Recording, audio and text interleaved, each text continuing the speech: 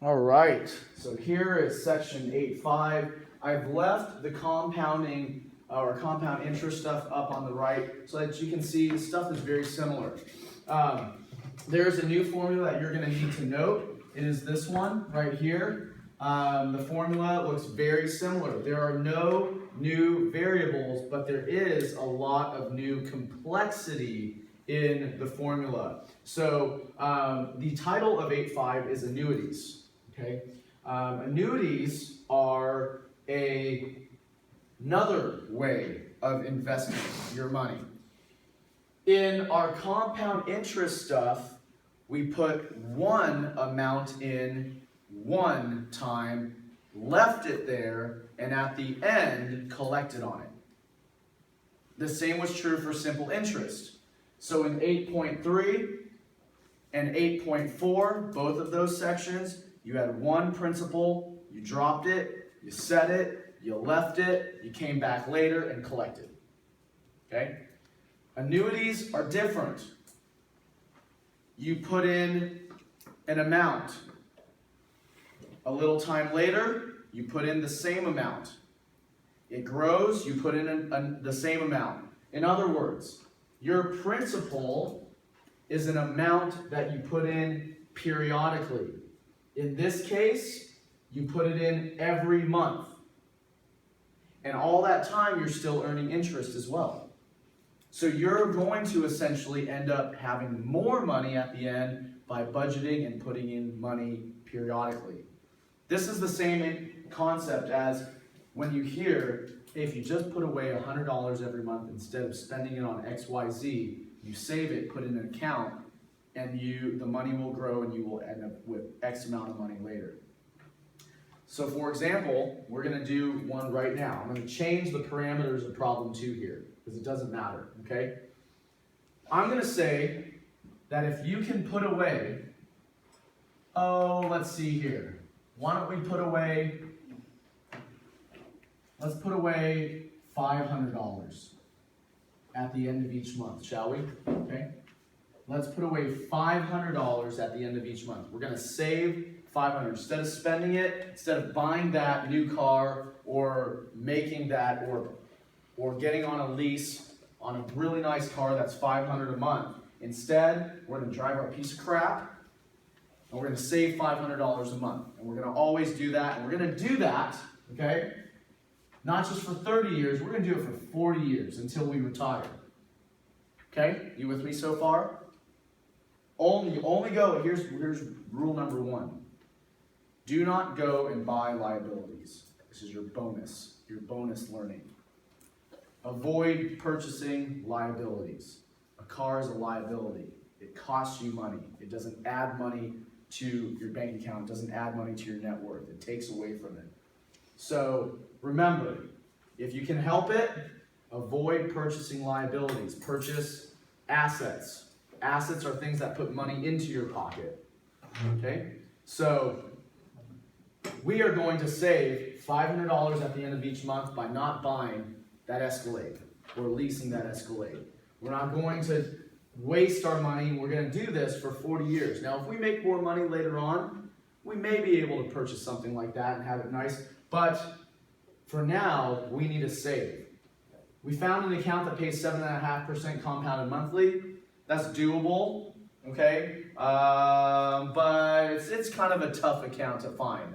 But for now, we'll just say that that's okay, all right? So let's go find, if you get in the market, get an index fund, something that returns like that annually, it might be pretty good. But we'll go with the 7.5%, okay? So we're gonna go with the 7.5%, and in 40 years, let's see what saving $500 a month in an account compounded monthly at 7.5% gets us. Does that make sense? Okay? What's the difference? One more time. What's the difference between annuities and what we just came from in compound interest in 8.4? You're putting in your principal every month. Instead of just putting $500 in at the beginning, you put it in every month. So as you put in money, your money grows, and there's interest being applied to that, it'll grow even better. Okay, so here we go. Your formula is this one. A equals P times parentheses 1 plus R over N to the NT minus 1 all over R over N. Okay, let's go put our pieces in. Are the pieces any different from before? No, not at all. P is 500, right? Brackets, 1 parentheses plus your rate, 0.075. Over your N, which is what? 12. To the NT, 12 times what? What's T? 40. 40, good. That's a 4. Minus 1 down here. Close the brackets. All over R over N. 0.075 over 12. Only that part down below. There's your setup. Any questions about the setup? Very, very important that you understand how to set this up. Then what we're going to do is do the calculations together. But you can see that it looks very similar to what we're doing here. Okay? Nothing crazy. LaDonna still going? Yes. Perfect. All right, wonderful. So let's go calculate this. Let me help you do it. Just like we did over there, you can guess that 0.075 divided by 12 will go first, and then we'll add 1 to it. We should also calculate those two at the same time. What is 0.075 divided by 12? I'm going to do this right down here. 0.00625. Okay, and then add 1.00625. Is that right? Yes. To the what power? 40. Exactly, good. Minus 1. Now, quick comment for you guys. When you calculated 0.075 divided by 12, it also goes in what other place? The denominator. But are you going to add 1 to it in the denominator? No. No, the formula does not tell you to add 1 to it. So pay close attention. In the numerator, it's 1.00625 because it's 1 plus that. In the denominator, it's just 0.00625, and it's going to be like that all the time. I mean, not necessarily 0.00625, but just without the 1. Does that make sense, everybody? Okay, now, you can guess we need to do 1.00625 to the 480 power. What does that end up being? 19.89888. 19.8988, whatever, okay? Why don't we go ahead from there and subtract 1 from it and tell me what that is. 18 point what? Oops. Go ahead. 18.8988888859. There's 4 8s in the Okay, wonderful. All over that same 0.00625. Now, you still don't have to retype anything in, do you? You can then take your answer, which should be on your calculator right now, 18.8 blah, blah, blah, blah, and hit your multiplication sign by 500. What do you get there?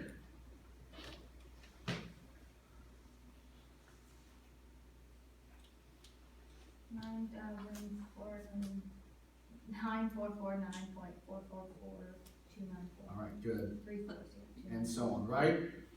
Do we have to go and retype that in? No, because we can now take the division sign, 0.00625, and put these together immediately. Not once do I have to retype anything, right? If you follow the steps, not once should you have to retype anything in and do any rounding ahead of time. Does that make sense, guys? Not once. I only wrote all this down so that you could see the steps along the way. But not once. You start here, add 1. You do this maybe off to the side by hand, 480, minus 1, times 500. You know this part went down here. And so, what's the answer? When we divide these two. 1591. 911. Oh, it's 151191.11. Say that again. Hold on. You're Let me right. write a little bit bigger. 15119. 1.11. Point. No, No. one. It's 151191. 1.8087. 0.087? Yes. Okay. Or in other words, 0.09, right? I don't feel like so. Well, hold on. It's got to be pretty big. I don't know. I forgot the others. Okay, do we have a confirmation that it's 1,511,911.09? 15,159,191. Okay. All right. So we are having problems here getting the right answer. Let's start over again. Okay. So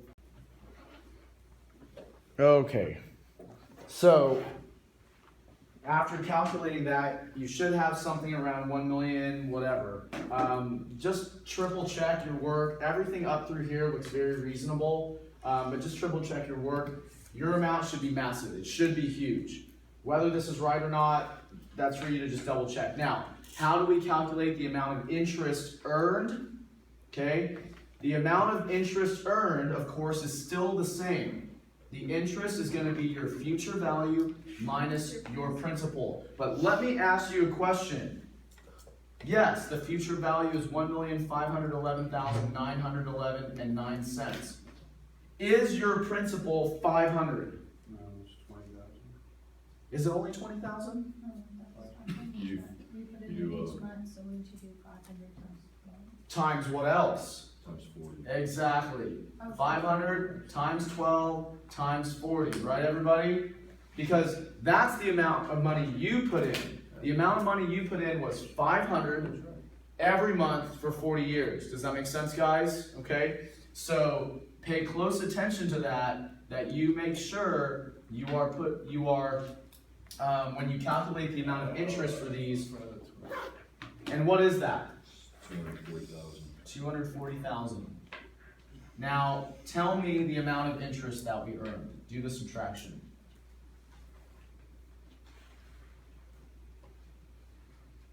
Should be 1,271,911.9. Yeah. 911.9. Is that right? So, is that a pretty good deal just to be disciplined? Instead of having that nice car all the time for 40 years, you can have that nice car and more later. A lot more later. Does that make sense? Okay, so that's how you handle these. Let's go forward. I want to show you that many of the problems. So as you can see here, use the formula to find the value of the annuity, the future value, then find the interest. Didn't we just do both of those?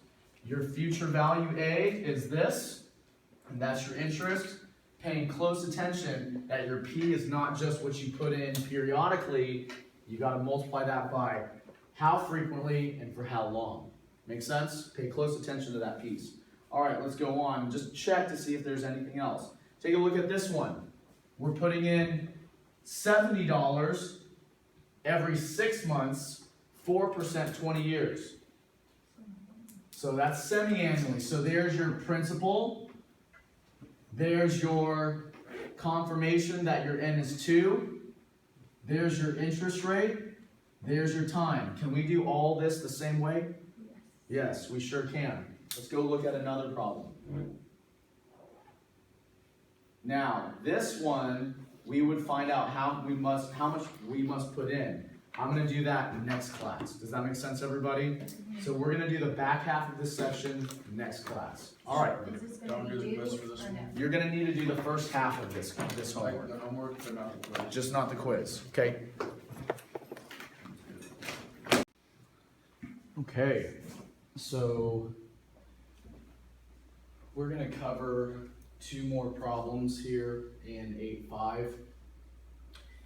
And these 2 problems are related to what we did in 8.4 and 8.3 when we had a specific financial goal and we wanted to figure out how much money we needed to put in. The only difference here is that we want to find out how much money we're going to put in each period. Remember that with an annuity, we don't just put in one batch of money once and let it sit and then go and collect on it when the time is up. 3 years, 6 months, 10 years, 20 years, whatever it happens to be. With an annuity, we deposit periodically depending on our situation. So for example, in this problem, we put in money every year for 13 years. It's at 5.5%, but this time the difference is instead of knowing how much we need to put in or knowing how much we're putting in, we need to go figure out because we have a goal of $100,000 in 13 years. Does that make sense? Any questions about that? So all the previous problems have been, okay, if we put in X amount every year, every month, every day, every 6 months, and we have an interest rate, we have a time, how much will that money grow to? This is different. Now it's, we want to have $100,000. We want it to do it in 13 years. We found an account that's going to pay 5.5% annually. How much do we put in every year so that we can hit this financial goal? Okay, so how do you do that? Very simple formula here. This formula is P equals A times R over N, all over 1 plus R over N to the NT power minus 1. Now if you're following along in your homework or your laptop, that formula is there. And also as a reminder is that formula will be on your test as well. You have to remember that. So what is this formula saying? If we know our financial goal, remember A is the goal, that's the future value, that's the accumulated value. We know the interest rate as a decimal. We know the number of compoundings. Notice these two things are the same. And we know the time. We can go find out how much we need to put in this problem annually so that we hit our financial goal of $100,000 in 13 years. Any questions about that at all? So it's very similar to what you've been doing, it's just a little bit more complicated formula. So with that said, P equals your financial goal or your principal that you're going to deposit periodically times R, your interest rate over N, all divided by 1 plus R over N to the NT power minus 1.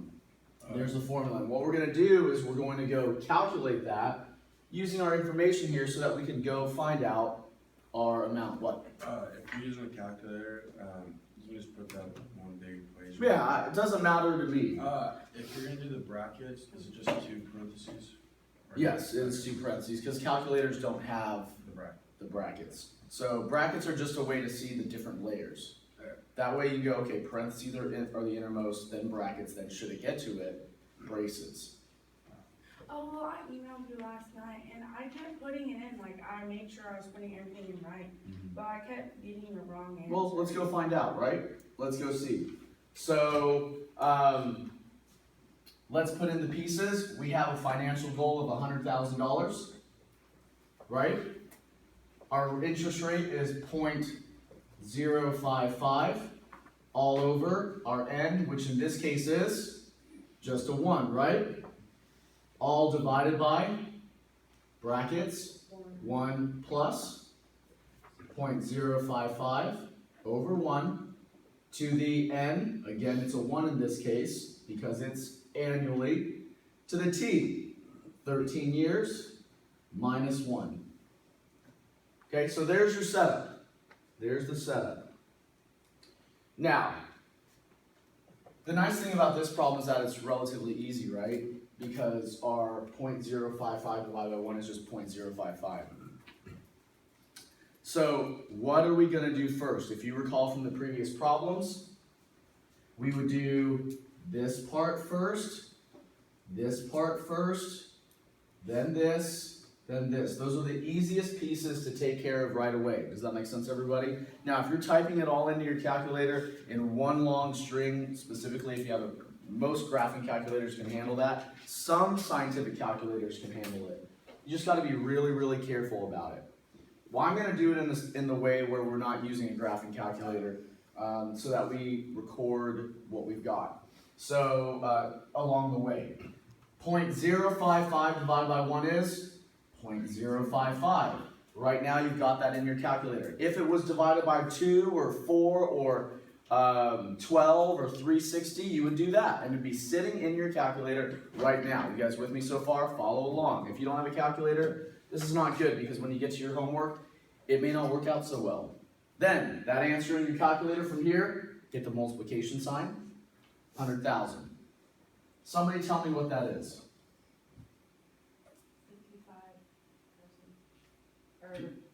55. 5,500. 5,500. Sorry. Okay, so 5,500.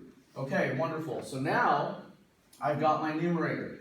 If you happen to have one, in a moment we're going to do one more problem out of this section. Maybe it's a 360, and after doing that you get this big long decimal, right? And then you multiply that big long decimal by 100,000, and you have another big long decimal. Write as much of it out as possible. Does that make sense, guys? Because remember our comment last problems, or the previous problems, was that you don't want to round until the very end. If you can help it, do not round until the very end. All right, let's go to the denominator. 0.055 divided by 1, 0.055 plus 1 is 1.055 to the 13th power minus 1.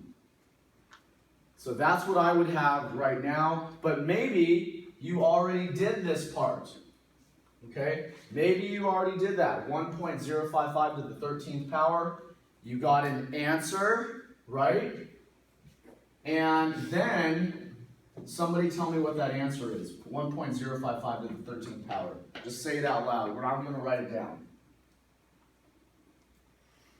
5468. Straight up, that's it? Point something, something, something. 1425. That's it. Okay, wonderful. So say that one more time, Adil. 5468.425. Wonderful. Now what do we need to do with that? Rounding. You don't need to round. Don't want to round that yet. What do you do with it? That was this minus 1, right? I'm saying that's the total answer. That's Yeah, we're gonna go through all of that. So Adil, did you already subtract 1? Oh, it's final answer, right? That was the final answer? Oh, okay. The 1.055 to 13 is 2.005773,897. Okay, gotcha. Okay, wonderful. We're just doing the denominator right now. Does that make sense, everybody? So hold on. So let's do and write down what this is. 1.055 to the 13th is 2 point something. Is that correct? Yes. Then minus 1. What is that part? 1 point what? 0.005773897. Okay, perfect. So does this look about right now? 1.005777, was it 389? 3897. Okay. Avoid rounding until the very end. It doesn't hurt to just type in a few extra numbers, okay?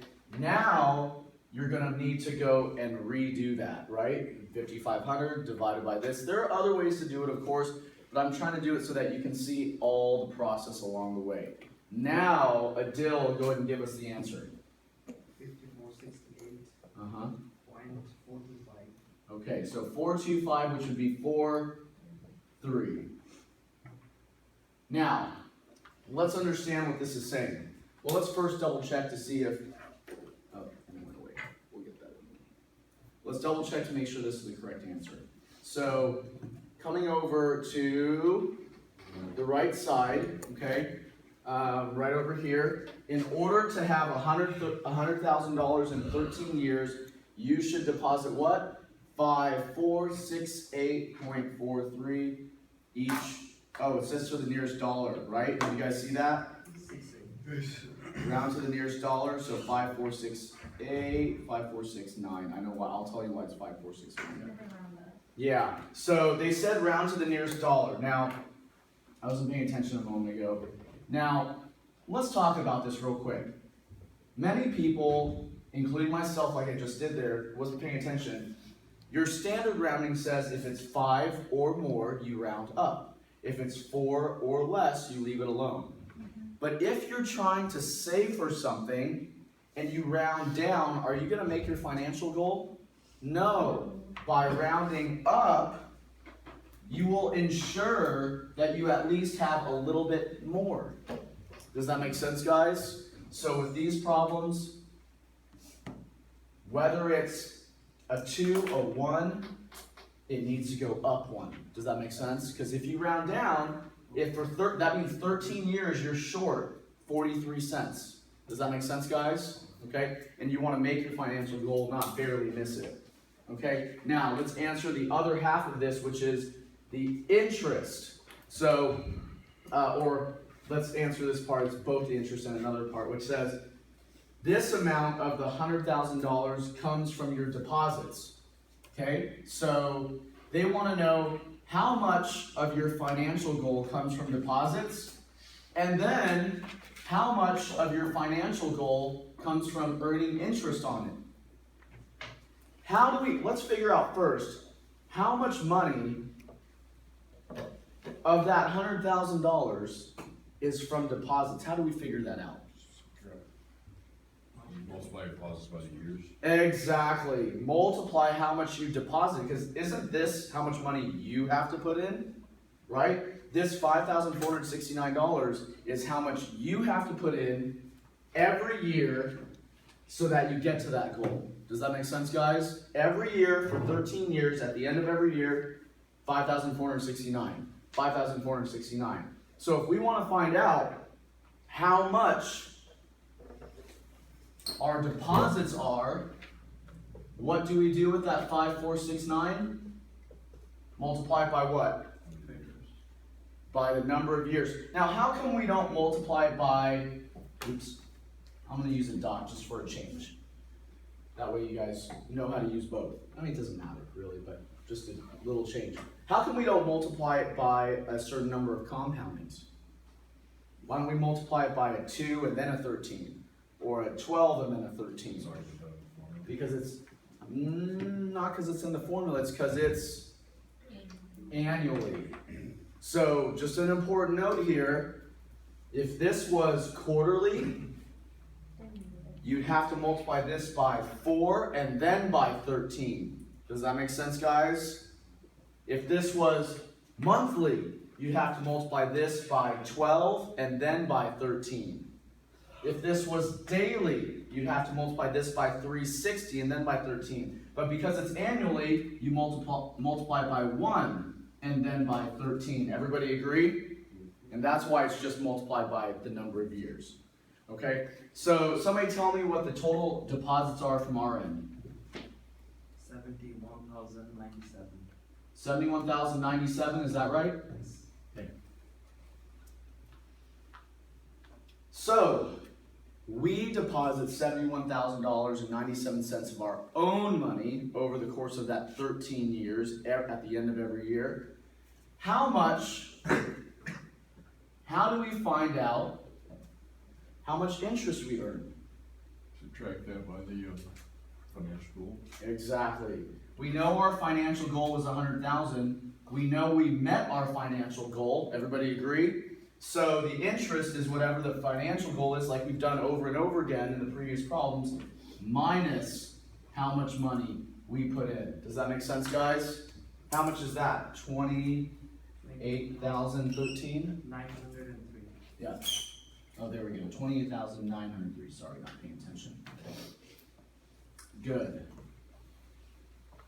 Does that make sense, everybody? Any questions about that at all? Okay, so 71, what was it? 71,097, is that right? And then we had 28,903, that's right. There you go. Does that make sense now? How to do it? Those of you who are working ahead, that was good. And there's a complete problem. Everybody understand? That's how it's done. And to be honest, this is actually more practical than the other ones, because a lot of the time we go, well, I have this financial goal of having this much money, right? We want to know, well, how much do we have to put in so that we get there? That's really more realistic. So that's why I like these problems. We're gonna do one more for the day on this section, then we'll move on to 8.6, 8.7, 8.8, which are put all together. And so I don't want to do one out of here. I want to do one that is connected to this. It's just like problem 6, 5, 6, and 7 are just like this. Okay. And so what I'd like to do is do something that's a little bit more realistic. Okay. And by realistic, I mean something that you might want to do for yourself. And I'm going to put this right here. I think we've all at least thrown around the idea of being a millionaire, right? At least thrown it around. Whether you think it's realistic or not doesn't really matter, but at least you've contemplated, whoa, could I ever hit $1 million? So in other words, we've all had at some point a dream or a financial goal of being a millionaire, right? Okay? We've always wondered, how much would we have to save to get to that? Agreed? Right? Most of us are right around in our 20s, okay? So it would take about, let's say, by the time we retire, 40 years to get to that. We're gonna give it 40 years to make that financial goal. You guys with me so far? So by the time we're 60 or 70, we might be millionaires, be able to enjoy that a little bit, and then we die, whatever. So now, usually, instead of saving every year, like the previous problem, we might save every month, right? How much do we need to put aside every month from our paycheck to hit that financial goal? Everybody agree, right? Now, if you save your money right, there are many ways to do it. Oftentimes, you can invest in certain funds that might return as much as 8%, just a relatively safe index fund, or some other ways that it's not crazy difficult to get 8%. Okay? Now anything higher than that is starting to get into some risk. This is relatively safe, 8%. Okay? So if we have all of these, we can go figure out how much we need to put away every month so that by the time we retire, we are literally millionaires. Okay, let's go figure that out. We're going to use this formula. So I'm going to put it right here so that I save some space here so that you can see line by line. Does that make sense? Okay, I'm going to rewrite the formula. We know we're P right here, okay? So P equals what? What do we start with? 1 million. That's our financial goal. Everybody agree? Times R over N. What's our rate? 8%. 0.08, right? What is our N in this problem? 12. Everybody agree with me? Okay. Now, divided by 1 plus R over N, 0.08 over 12, to the NT. 12 times how many years? 40 minus 1. Does that make sense? Is that the correct setup based on our previous problem? Sure is, right? Absolutely the right setup. We're going to go line by line and do it just like the other one. It's just going to be different numbers, okay? So then, like we said in the previous problem, this would be first, this would be first, this would be first. All these things you can handle all in one step. Everybody agree? Okay, so what's 0.08 divided by 12? 0.00666666. All right, we've got that sitting on our calculator, right? Multiplication sign, 1 million. One person give me that number. 6,666.66667. Is it really this number? There's 566 in the It just seven, probably so yeah. cuts off and rounds up, right? Okay, all right, wonderful. So there you go. So I just went all the way down. We're not going to round until the very end, right? Not going to round until the very end. Okay, so we literally not just did that, but we did the whole thing, just like we did the whole thing. So now our numerator is done. Everybody agree? Okay. Now, we have 0.08 divided by 12 plus 1. We know that this is 480, right? So just real quick, What is this? 1 plus 0.08 divided by 12. Somebody got an estimation for that? 1.066. Does it keep going sixes? Yeah. Okay, that's fine. Nothing wrong with that. All right, good. If you're superstitious, I guess it's bad to be a millionaire. So here we go. All right, so let's take a look here. Does that look right so far? Is these two lines of work? I guess I didn't line it up perfectly, but there, right? Are these two lines of work similar? Yeah, just different numbers. Now, we need to do this one. You should have 1.066666 all there to the 480 power. Go do that. Somebody read off what that is. 287. Final answer? No. Just this. 24.2733855. 24 point something. Everybody agree? Okay. Minus 1. Go ahead and now tell me what that is. 23 point. 2733855. Okay, perfect. And that's all underneath 6,000, blah, blah, blah, with a bunch of sixes. Everybody agree? Right? Okay, it doesn't matter how many sixes you put, right? Because we know it kept going.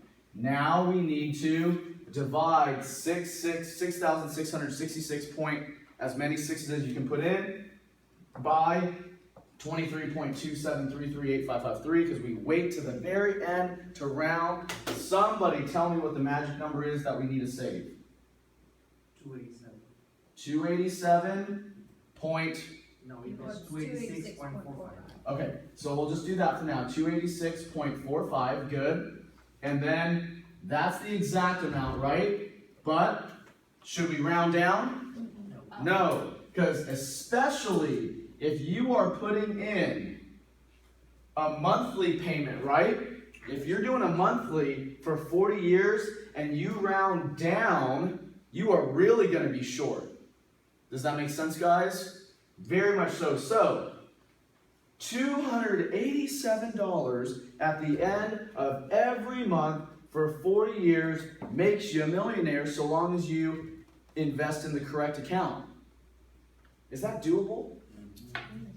Yeah, it's very doable. It's extremely doable, but you know what happens? Most people take that 287 and they go get a car. Don't you think it would be worth it to have a little bit less and be a millionaire when you're 60? Right? Pretty big. Should be very, very reasonable to do that. Now, let's go answer the other parts, right? How much did you actually put out of your own money? Is it so long, LaDonna? Perfect.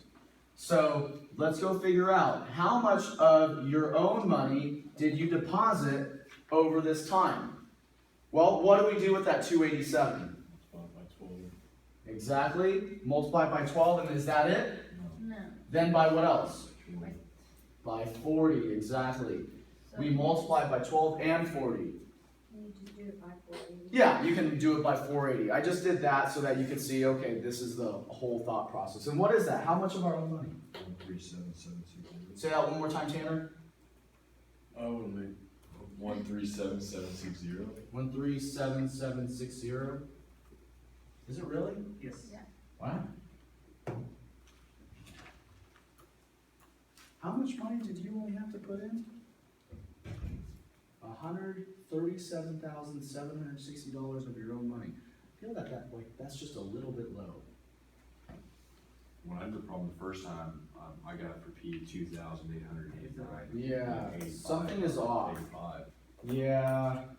Okay, are these numbers correct? No, Gideon? mine was 2.306. 2.3. This seems, yeah, that's awfully low. So let's correct this, okay? Let's go back here. So let's go redo this. 1.0, this one's right, Gideon? I don't have a chance because I don't have my calculator. Something just seemed off here. This seems an awfully low payment. Yeah, mine was right there. It was good here. Okay, so the 6.6 part is good. Let's redo this one. So everybody just double check this work right here. Well, on the 0.08 divided by 12 plus 1, it's supposed to be 1.006. I don't know if that makes a difference. It would, yeah, a little bit. 1.0 0.006. Okay, so 2 zeros, okay. But just as a quick note, this should be in the point something range. It should be in the point something range. I don't know how I wasn't paying attention. And this is good that you guys see the mistake being made so that you can go, hey, this is realistic or this is not realistic. So let's go redo that. 0.08 divided by 12 plus 1 should be 1.006 to the 480 power minus 1. What is that? So you got an answer? Still got Yes. 23.27. What do you get? I got 23.2, the first time I did, I got 2.3. Let me do this. Let me grab yours. Let's take a look here. Let's see. All right, so we have 0.08 divided by 12, 0.0067 plus 1. Then you need to subtract 1. No, hold on. So 0.08 divided by 12 should be on right here. That gives me 0.0066, so on plus 1 gives me 1.006 to the power of 480. Yes, gives me 24.27. Okay, it might be it. Minus, it just seems so low. But maybe the interest is right. I mean, I could check it on. Like two answers I found in a quiz, those are like that. This is right. It just seems awfully low of a payment to make that financial goal. But maybe the interest rate is good enough that it can be done that way. This looks right. Yeah, it is. That's right. That's correct. So, well, let's go redo that. 287 times 12 times 40 was what again? Somebody give me that number one more time. That's right. 137, One more time, Tanner. 137, 760. 760. Okay. And then if we wanted to know the interest, it would be your financial goal, $1 million, minus the 137,760, which should be what? 62,240. 862,240. Gosh, those numbers don't sit well with me. They just, I mean, it looks great, you know, that you earned that much in interest. I just struggle that, I don't think that that looks right. But, we get the idea, and you can double check your work, this is the right idea. We obviously solved the problem that was like that. Yes, you will earn that much in interest, or you will earn a lot of interest when you save this way in an account that pays this good of an interest rate. But I just wonder if we actually only put in that little. I feel like it should be at least double that. But anyways, you get the idea. And that's how you're gonna do your ones where you're looking for your payment, okay? Or your principal. Any questions about that at all? I have one question. Yes. If I see the final answer is like 286.05, should I round up? Still, 287, yes, absolutely. Because even 5 cents over the course of your term or your time is going to add up to where you might be short of your financial goal by even 50 cents, right? Or $20. That's still short, isn't it? You won't make your goal. So 0.04, not round up, right? 0.04? Even 0.04 you round up, because that's 4 cents, right? Even 0.01 you should round up. Okay. Yeah. So with the 0.45, to find out how short you'd be, multiply that by 40, right? Correct, That's yeah. only $18. Well, but that's with interest too. Okay. Think about that. So even though you only put, are cutting off by 45 cents, imagine you're cutting off by 45 cents every month for 40 years, but that's being compounded with interest as well. Okay. Does that make sense? So yes, your total that you're not putting in is whatever the 18 or whatever dollars it is. Yeah. But remember, all this, the reason why it grew supposedly to $1 million is because it's being compounded with interest. Make sense? Okay? So there you go. There's 8.5.